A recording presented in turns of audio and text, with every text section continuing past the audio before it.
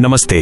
Robert Kiyosaki की प्रसिद्ध किताब रिच डैड पुअर डैड के पहले पन्ने की कुछ मुख्य और अच्छी बातें यहां दी गई हैं, जो किताब के मूल संदेश को स्थापित करती हैं। रिच डैड पुअर डैड के पहले पेज की मुख्य बातें। किताब का पहला पन्ना या शुरुआती भाग अक्सर इन विचारों पर जोर देता है। 1. दो अलग डैड की तुलना। यह कहानी दो पिताओं के माध्यम से बताई गई है। एक पुअर डैड, लेखक के अपने उच्च शिक्षित पिता, और एक रिच डैड, लेखक के सबसे अच्छे दोस्त के पिता, जिन्होंने 8वीं कक्षा के बाद पढ़ाई छोड़ दी थी। यह तुलना बताती है कि वित्तीय शिक्षा पारंपरिक शैक्षणिक शिक्षा से कैसे अलग हो सकती है। 2. धन की परिभाषा।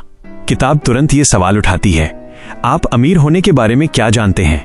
यह पाठक को सोचने पर मजबूर करती है कि अमीर होने का मतलब सिर्फ ज्यादा पैसा कमाना नहीं है, बल्कि पैसे को अपने लिए काम कराना है। 3. वित्तीय शिक्षा का महत्व। यह इस बात पर जोर देती है कि स्कूल हमें पैसे के बारे में नहीं सिखाते। पारंपरिक शिक्षा हमें नौकरी के लिए तैयार करती है, लेकिन रिच डैड हमें सिखाते हैं कि पैसे कैसे काम करते हैं, और एसेट्स और लायबिलिटीज में क्या अंतर है। 4. एसेट्स खरीदें, लायबिलिटीज नहीं। किताब का यह सबसे महत्वपूर्ण संदेश शुरू में ही दिया जाता है। एसेट्स वो चीज जो आपकी जेब में पैसा डालती है, जैसे निवेश, किराया देने वाली प्रॉपर्टी। लायबिलिटीज वो चीज जो आपकी जेब से पैसा निकालती है, जैसे घर का बड़ा लोन, नई कार की EMI।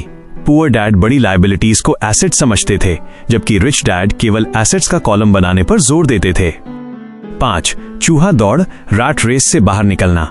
किताब इस बात पर ध्यान केंद्रित करती है कि ज्यादातर लोग चूहा दौड़ में फंसे रहते हैं। वे कड़ी मेहनत करते हैं, पैसा कमाते हैं और फिर अपने बिलों का भुगतान करते हैं, और ये चक्र चलता रहता है।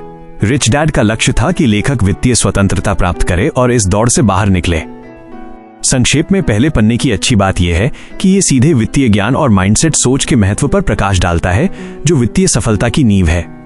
क्या आप इस किताब के दूसरे अध्याय की मुख्य बातें जानना चाहें?